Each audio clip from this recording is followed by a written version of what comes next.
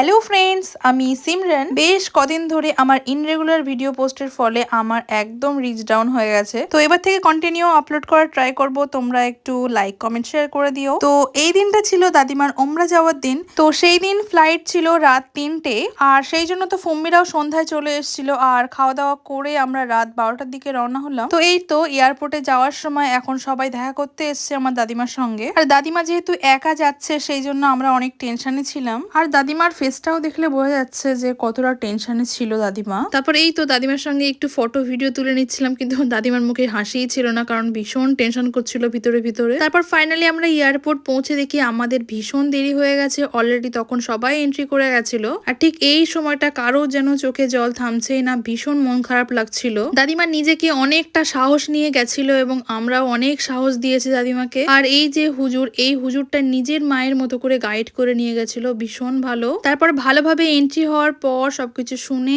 আমরা ওখান থেকে বেরিয়ে আসি। আর যতই রাত হোক না কেন বাইরে বেরোলেই আমাদের চা তো খেতেই হয়, সেই জন্য আমরাও নিয়ে নিলাম একটু চা। কিন্তু চাটা একদম ভালো ছিল না, সবার এক্সপ্রেশন দেখলেই তোমরা বুঝতে পারবে। তো আজকের ব্লগটা এইটুকু, বাই, আল্লাহ হাফেজ।